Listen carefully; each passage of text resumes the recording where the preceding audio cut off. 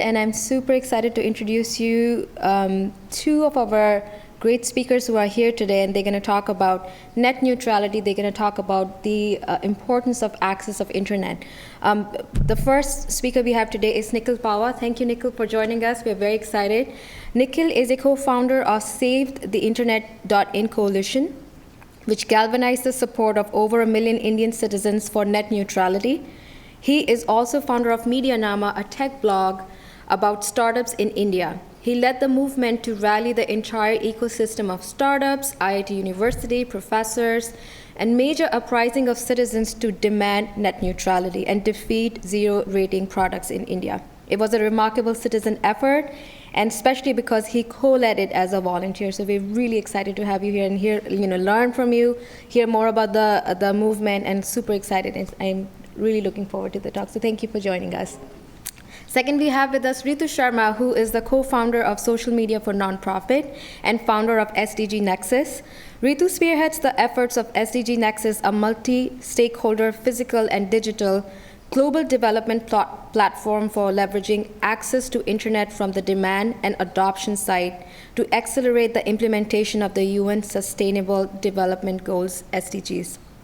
She works with various governments, the UN, the international NGOs, Technology Corporation, World Bank, and ICT for development coalitions around the world to facilitate adoption efforts in Global South. So thank you, Ritu, for joining us. Super excited to have you here. Let me talk a little bit about the format of the talk today. We'll request Ritu to kickstart the discussion and talk about the importance of internet and why we all should care about it. And then we'll request Nikhil to come up on stage and hear from him about how he co-led this remarkable citizen effort in India. And then we'll request both of you, both Nikhil and Ritu, to come back up on stage for a structured Q&A. And then we'll make sure that we're spending at least the last 10 minutes in audience questions. So with that, let's kickstart. And Ritu, please come on up and kickstart the discussion and the talk. And Amika, thank you very much for hosting and making this platform available for us to come and share educational information with people that work at Google around the world who are just as equally passionate about access to internet as we are. So thank you for making this time and this opportunity available to us, and thank you for hosting us in your brand new campus. It's the first time I'm here, so thank you, it's beautiful. What separates me from a woman my age in India, where I grew up, in Jabalpur, potentially not more than 50 miles away from where I grew up, is the access to opportunities, and many times something as simple as someone believing in me. I'm no smarter, and I'm definitely not any more hardworking than that woman who's working potentially more than a full-time job of 14 hours a day in the field. She's also supporting her family, she's supporting her children, she's cooking and cleaning, all of that. While with all that, with a very little bit that she has compared to what I have today. And interestingly, what separates us is not my intelligence or my education, it's really my access to opportunities. And this is what this talk is about today. I came to this country 16 years ago, enabled by my access to internet, to look for and apply for colleges in the US. I applied to 250 colleges. I got some sort of a response from about maybe 3 to 5 colleges that wrote back. And one in particular, Lakeland College in Sheboygan, Wisconsin. If you know the Wisconsin or if you know the US, you know it's in the middle of cornfields. Only that college was receptive to my requests. I negotiated heavily, and read that as I pleaded extensively for them to give me a partial scholarship. I got a partial scholarship from them. I made a very big speech with my sister who helped me practice on our roof at our home to my dad, a passionate speech about why it was important for me to leave India and come and make something of myself. We practiced for days, and then one final day I said that to my dad that I wanted to go. I have admission at a school, and I have to be honest, I lied. I said I have full scholarship, and you just need to do a little bit to get me there. So long and short of that is my dad mortgaged everything he had. His scooter, his pension fund, and a small piece of land that we owned, and I got here. So I came to this country and arrived, and I was like, okay, I'm here, now what? I worked 4 jobs, starting at 4 a.m. milking cows in Wisconsin because I had lied to my dad that I had full scholarship, which I didn't. Moved on to attending school from 8 to 6, and 6 to 10 I worked at a tech lab at my school where I did all of my homework and all of my education online. Because again, I didn't have the money, so I didn't have books. So I would spend in the evening 6 to 10 time learning about the different subject matter, and I would answer my questions and my tests based on the knowledge I got there. And occasionally I would also get books loaned from my teacher and my classmates. And then after a few weeks of getting a rhythm, I learned how to make HTML websites in that 6 to 10 time zone. And that led to my next career, which is a couple of months later. I worked from 10 p.m. to 12 a.m. in the morning at a nearby resort where I maintained websites, just simple HTML changes. So I worked pretty around the clock for this opportunity. Of course, my sheer human will, my passion, coming from a family that supported education and basic understanding of English helped me quite a bit. But if you see this thread, internet has played a very, very big role in my being here today. From getting to this country, to learning, to putting myself through school without books, to getting my very first opportunity to work in website development. I went on later to start a web development company with an offshore development unit in India and in Romania. I made websites for small businesses, realtors, and nonprofits for a few years. And a couple career iterations later, I launched a nonprofit, Social Media for Nonprofits. Social Media for Nonprofits has served over 10,000 people in 14 cities in 4 countries now, in helping nonprofits around the world use social media and digital media to meet their mission, to increase awareness of their work, to raise more funds, and also to advocate for their causes.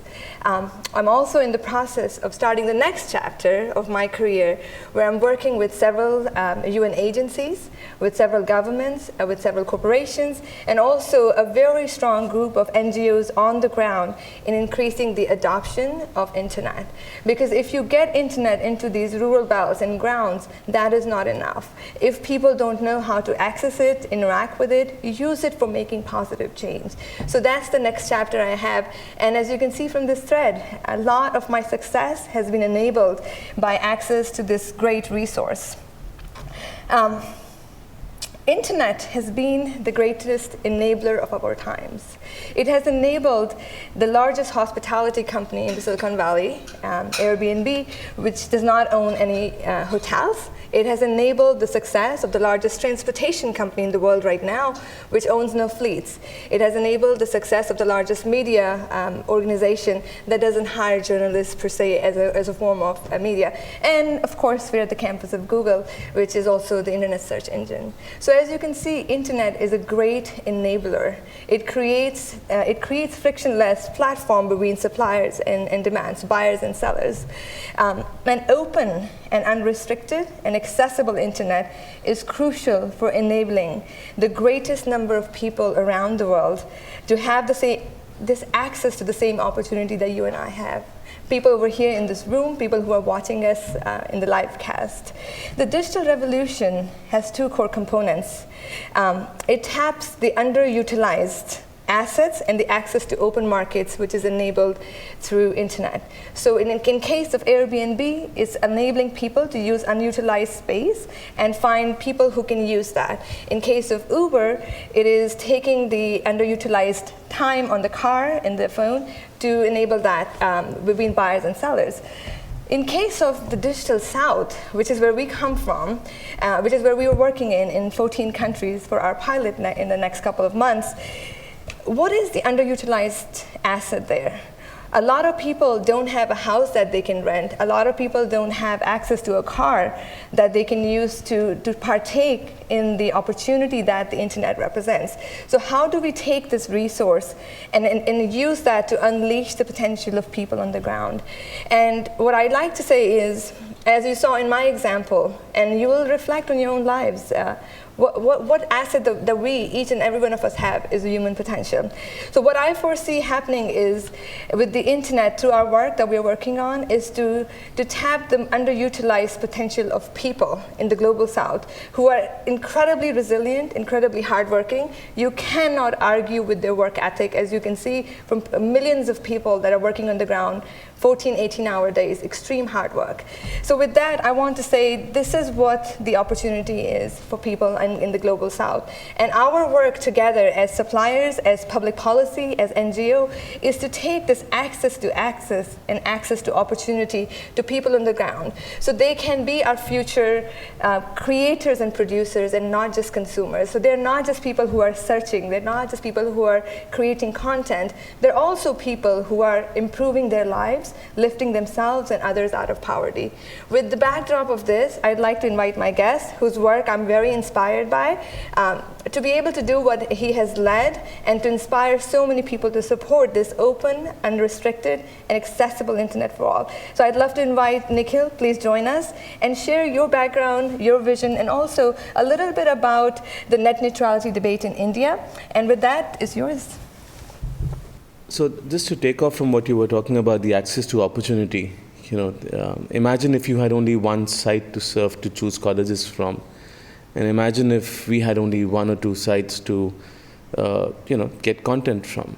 So who controls access to content and who controls access to websites essentially controls our opportunities, because they can limit our opportunities, and that's essentially what the battle for net neutrality is about.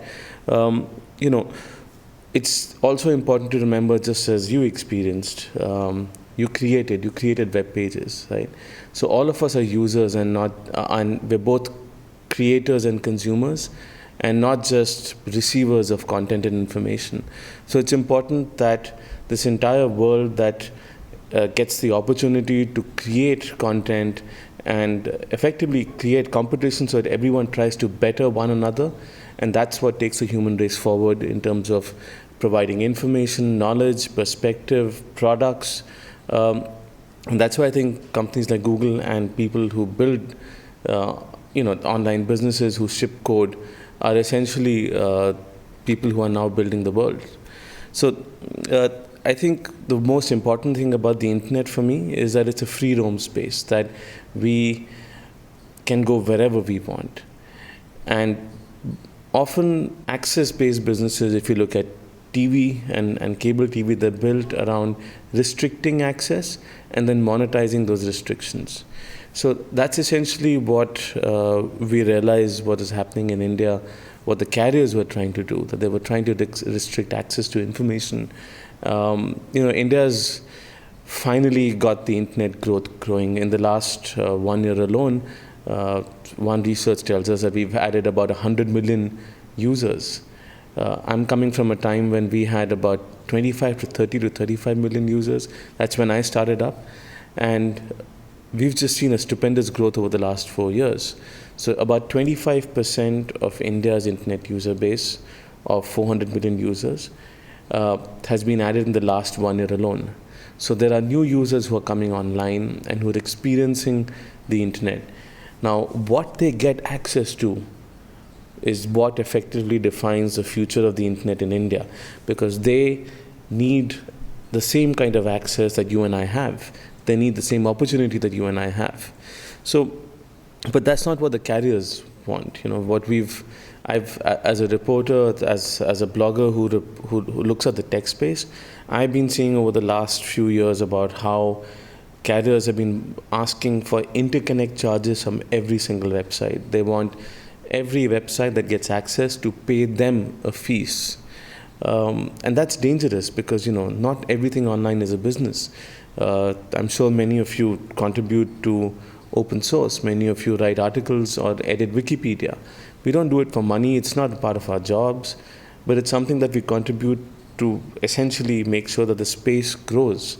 And so to just look at the internet as pure market and purely as a business is extremely dangerous, but that's how the carriers think. So what we noticed was that when the new government came into power in India in 2014, the the telecom lobby in India prepared a 5-point agenda for them to look at. And a part of that agenda was, for the first time, interconnect charges from internet companies and essentially websites. And that's when I started taking this seriously. I'm someone who started a blog because I loved the tech space. At that point, I couldn't get a job, and I built it into a business. So we've all struggled our way to that opportunity. And here are the carriers saying, hey, if you want to build something, you have to come and take permission from us. You need to negotiate with us about how much you'll pay us. And this led to, this push from the carriers led to a seminar on the 5th of April in 2014. And eventually, towards the end of the year, India's largest carrier decided to carve out internet telephony and VoIP into a separate data pack, so people would have to buy that separately, which is a net neutrality violation as far as we see it. And the regulator said, you know what, we need to create a policy around this, so we will have a consultation process. When the consultation paper came out, it was disastrous is the way I see it, because it asked whether every single website in the world should have to buy a license to be accessible in India, about whether carriers should be allowed to charge differently for accessing separate websites. And that's an environment which gives power to the carriers and takes away from the freedom that we have to build what we want without thinking about whether anyone will use it or not. On the internet, sites find their own market because there's a market everywhere. It is a universal, undivided space, so to speak. And we saw this push coming in. So what we did was we started calling up friends for help, and we have lots of friends in the internet space. I write about it. I have friends who code. I have lawyers who care about freedom of speech, and we worked on free speech online over the years. And we built together a loose volunteer group. There was a tech team that was building sites. There was a content team that was working on informing people about what was going on. And there was a legal and policy team that was preparing a submission to be given to the regulator. And we saw what happened in the US with net neutrality in case of John Oliver, the great video that he did. So we thought, hey, maybe we should try something similar. And we contacted a bunch of stand-up comedians in India who came in and built a really funny video. They put it together, they released it, and all of a sudden, we made people care about net neutrality. Now remember, this is a country where people didn't know what net neutrality meant. They didn't know why they should care about it. And we made them care. In 12 days after we launched, we got 1 million people to email the regulator. That's never happened in the history of India before. And the pressure was put on the government, on the regulator, through the year.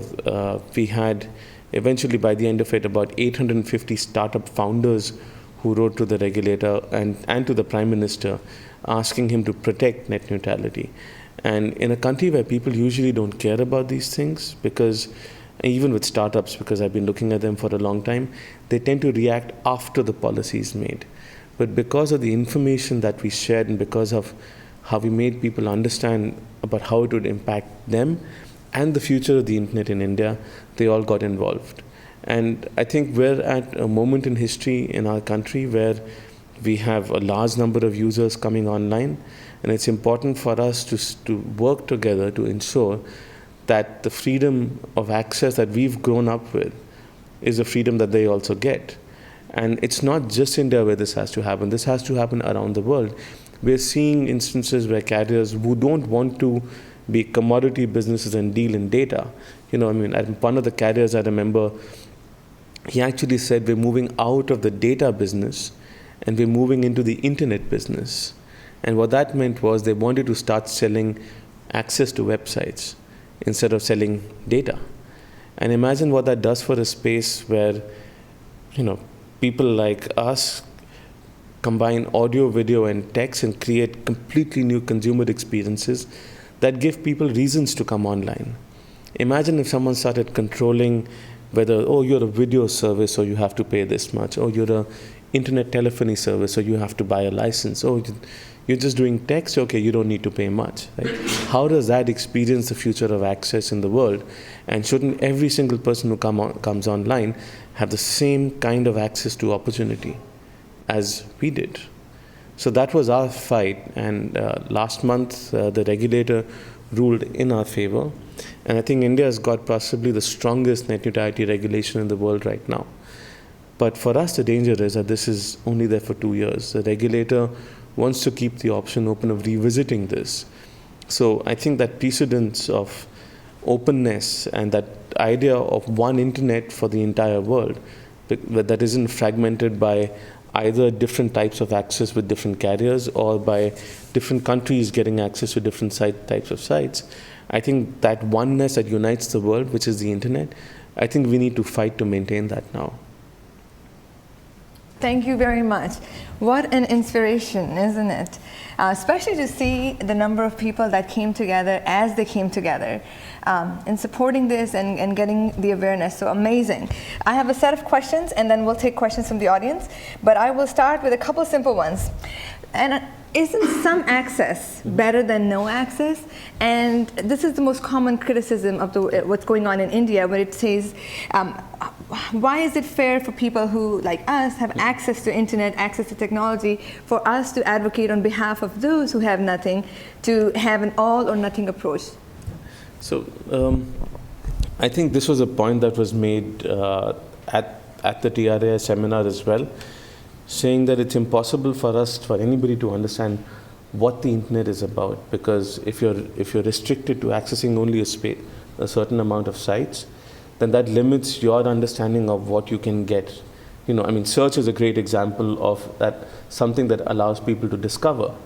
And if search keeps people within a closed group of sites, imagine how they would never be able to discover anything. So I think what we're looking at is how do we bring more and more people online and give them access. But the question is access to what? And what matters is access to the entire web.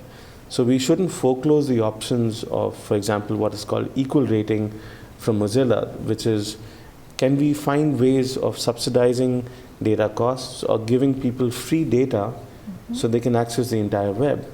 We shouldn't get stuck in this false dichotomy that you need to choose between universal access and net neutrality, because there are ways such as ad-supported internet access, such as what Google's doing with Wi-Fi at railway stations, where people essentially get access to the entire web. Let's not create sort of a new digital divide, where there'll be some people who get access to a limited part and some people who get access to everything. So to summarize and make sure, so this is my experience as well. So basically that is a false argument when people say, well, some access is better than no access. So I think what I'd like to recognize here is that there's a number of different things happening in the world, around the world. It's from all the major tech providers, whether it's Google, whether it's Microsoft, whether it's Mozilla. There are a number of providers. Everybody is providing options here and developing options here. So I'd like to make sure people understand, especially because this is a common misconception, that there's a lot happening and we have to let market do what market does best, is competitive framework where there will be options. So it's not when they say limited access, it's like if we say no to the walled garden approach, that they're going to be left in dark. There are other approaches being designed and tested constantly around the world. Is that correct? So I think there's also one more thing to remember, what happens to the cost of open access, right? And who pays for that zero-rated access to a few sites? What has been noticed so there was a study from the Digital Fuel Monitor in Europe, where they found that countries where there is zero rating and zero rating hasn't been banned, and carriers are allowed to do sponsored data, their incentive is far greater to do sponsored data than to actually lower costs of universal access. Even in India, if you look at it, sponsored data makes carriers 4 times the money that open access does. So their incentive is essentially to move people to sponsored data, to move websites into the sponsored data packs, and away from the open web. And cost of the open web is actually going to either remain high or is going to increase, Because if you make 4 times the money in one product and you make 1/4 on the other, then you're bound to see that difference and either push for one or raise the cost of the other to a level where you feel that you're doing justice to your own business. And these are all legitimate business arguments, but we have to look at where is the public good and what benefits people the most, what benefits citizens of every country the most, because spectrum is a public resource that's been licensed to carriers, and they shouldn't be allowed to carve out a private space. They're not owners, they're licensees. And therefore, because they get limited access and they are licensed oligopolies, governments should have the right to essentially direct them which way they go and ensure that their practices are not discriminatory against users who want to create. So that answers actually my next question that I was going to ask you. Yeah. But in case you haven't covered everything, why should a regulator, whether it's in India or another place, get involved in this space? So I think you already answered that, but I just wanted to make sure if there's anything else you can add to that. So I think we've seen abuse of net neutrality in India over many years.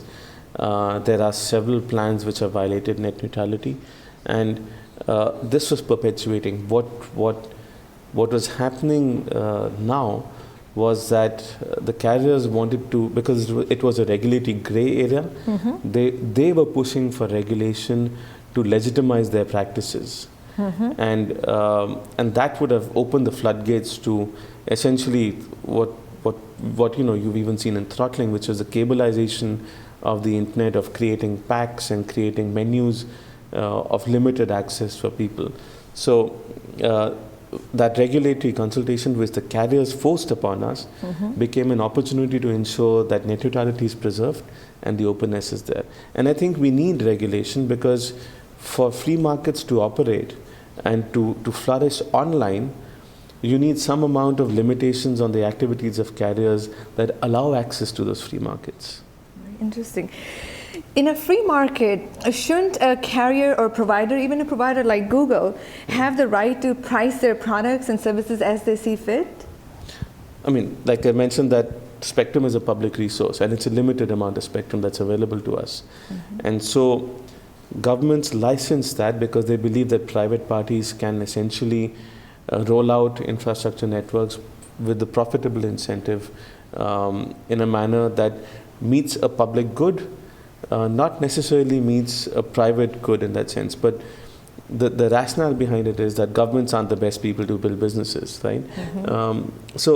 But even then, because not everyone has access to that spectrum, because it's either a high price or there's a choice that the government makes in terms of who they give that license to, I think we need to have control so that they don't act in discriminatory manner. Because, like we were seeing in India, if all the carriers work together and they start asking for the same thing which allows for discrimination, where does the consumer go? If you start a website, and imagine if you had to go to every single carrier and request them, hey, make my site accessible to people, and you had to negotiate a rate for making your site accessible, does that really benefit people? It doesn't. And so we need regulation to ensure that there isn't discriminatory practice going on. Oh, wonderful. How is it different, just to go a little bit deeper in there, how is it different than the toll-free systems that we have in America? That argument has been made by some people, especially in the US. So help us see, how is it different than toll-free access on phones? Okay, so first thing you need to realize is that in India, it isn't about the speed of access. The internet infrastructure is really poor. Almost all of it is mobile. So we're all dependent on the mobile carriers for providing access to the internet. I would say that out of about 300 million connections, in 320 million connections, 300 million are effectively mobile connections.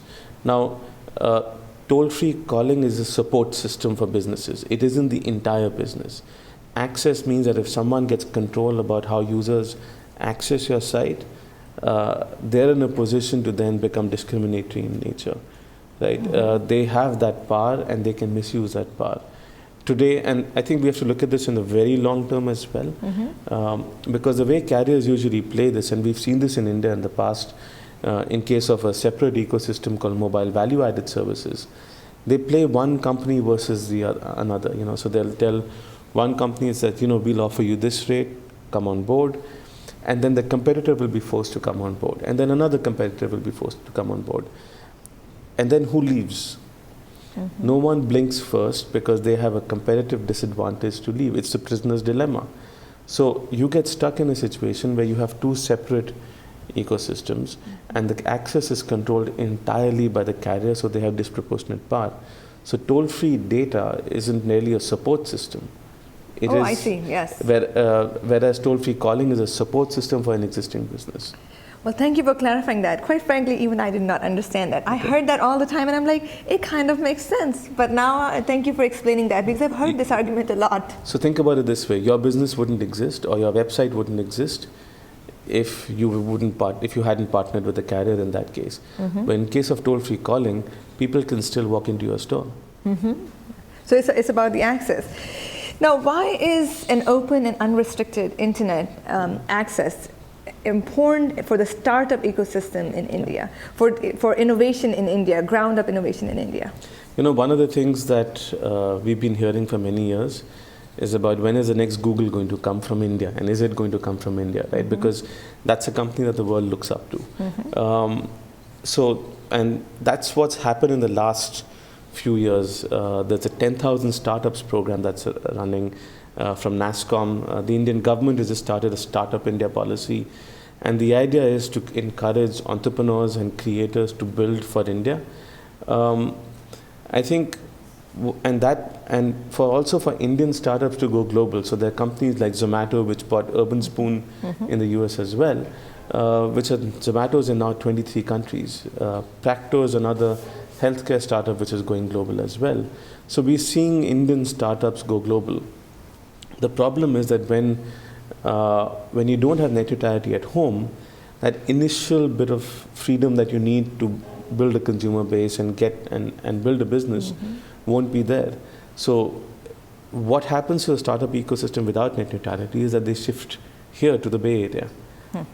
And they move out of India into more freer markets and more freer economies. So it effectively means that Indian creators don't create in India for India, and that affects, from a public policy perspective, impacts employment, impacts income generation, and for startups it just means that there's an additional layer of friction that gets created, and that never helps. That's very true. And actually that's the heart of the work that we're trying to do with several governments that we're working on. And the importance of that beyond public policy is really, how do we create opportunity in different parts of the world? How do we encourage from school system up to create and solve their own problems?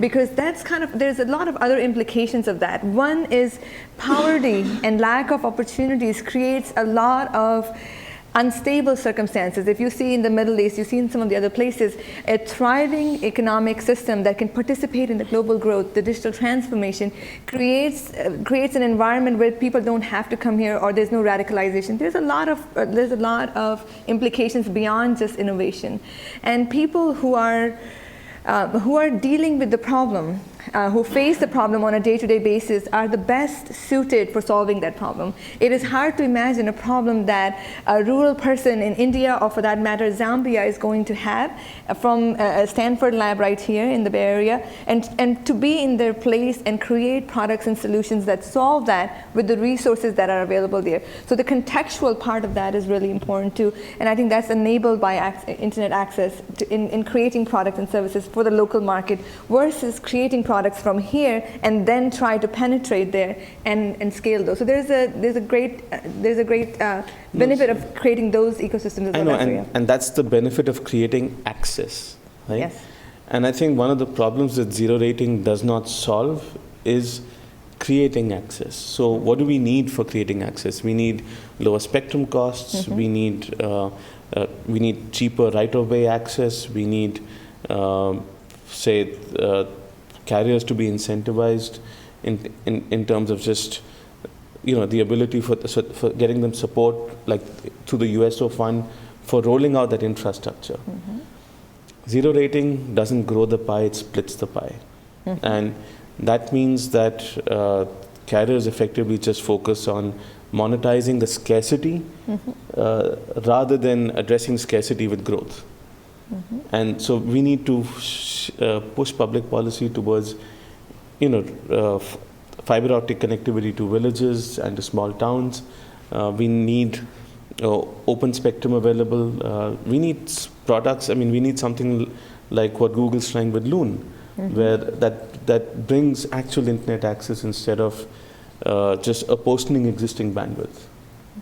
So building on zero rating, this is an important part. What are the implications of the Telecom Regulatory Authority of India ban on zero rating? Can you explain to us what just happened on 8th of February, just to continue on that thread? Zero rating was not banned, right? It was essentially differential pricing that was banned, which means that carriers aren't allowed to price access to individual sites differently, which means that they can't charge, a certain amount of data charges for accessing Google versus another set of data charges for eBay, and a different rate for accessing, Facebook. So, and zero rating was just one manifestation of differential pricing, because zero is also a different price, right? So, the regulator has said that this kind of pricing mechanism is essentially discriminatory in nature, because it discriminates between sites. And so they've advocated access to the internet as a whole, because no one site is the internet. And they've restricted carriers or prevented carriers from doing this differential pricing, including zero rating. What they have allowed is essentially intranet-based services. So carriers can create their own services as long as they don't replicate web-based services, and they can then provide those to their own consumers for free. But I think the regulator is waiting and watching on that particular aspect to see whether they try and mirror what's on the web and try and replace what's on the web. Because I think what we've realized through the course of this debate, and even the regulator has, is that the internet has to be experienced in its entirety, or people need to be free to go wherever they want to go online. And that's what brings value over a longer period of time, instead of just some access. The final question I have is, with Google as with its scale and its resources available to it, and the talented workforce that you have all around the world, what can Google do to lead this conversation from the front? What can they do to set the market up? And they're in a position with the resources, might, opportunities. What can they do to lead it from the front and create an open, unrestricted, and accessible internet that has enabled its own success and many of its product lines? What can they do? So, one of the things that Google has done in the past, and this is going to come from a business perspective, right? They helped scale the e-commerce ecosystem in India by running shopping festivals in partnership with e-commerce companies, right? And e-commerce has had a great impact on bringing people online. If you do a road trip through small towns, and I do that every couple of years, you can see towns changing in terms of the clothes that people are wearing, because they have access to that stuff, right? So I think, and if you look at the history of internet access in India, one site which brought people online was Naukri.com, because they could use that to find jobs. So it's utilities that matter. And how can, I think Google's doing a lot to encourage the industry in India to go online. We need help in providing access. So rolling out Loon is important. If we can get Google Fi, that'll be brilliant. Remember that mobile connectivity in India is metered. And there are data caps on wireline access, and there are only 15 million wireline broadband internet connections in India on wireline. So I think helping public policy and pushing the government to improve wireline access is one, because the entire focus is on mobile, because that's a quicker win. But if you think very long term, I think Google needs to, and I mean, I would really appreciate it if they could come in and help shape policy for improving the quality of access. Reports on latency, reports on throttling, all of that information would help us understand what's actually going on, because people like me don't have access to what's happening, at the network layer. And I don't think there's enough data available for us to push public policy on that. Well, thank you. I want to thank all of you for joining us today. I want to leave you inspired and encouraged, I hope, to be part of a movement which makes internet open, accessible, and unrestricted for all people to participate in creation of wealth and for prosperity, for finding opportunities like I did and you did, and using this resource to lift each other and vast majority of this world that still remains in poverty, out of poverty. I want to thank our host, Anamika. Thank you for making this happen at a very short notice. Thank you for providing us the platform and an opportunity to share our perspective with Google and folks all over the world, wherever you're listening to us from, in what you can do to partner and support. I hope you're inspired to speak up, to join the movement wherever you are in the world, to be part of this and speak up when you see policies that are anti-competitive, and be part of the movement in general. So thank you very much for your time, and I will see if anybody has questions, but thank you again. I largely agree with, I think, your stance on this kind of zero rating generally. But I am curious, and I could be wrong on this, but my understanding is that TRAI decision, the regulatory decision, yes, kind of banning zero rating or differential pricing, like you say, also bans like Wikipedia zero. And what is your stance on something that's like so kind of clear cut, like this very bright line that kind of bans everything? Like, do you think that's necessarily, what is your stance on that, I guess? So our stance on Wikipedia Zero is that Wikipedia is not the only most beneficial service out there, right? So if you look at the Khan Academy, why not the Khan Academy? And so the moot question is, who decides? Who decides what's great and what's not? And so one of the things that's come in the regulation is that emergency services are fine, because those are necessary. Outside of that, there are hundreds and thousands of nonprofits who are doing great work in their own way.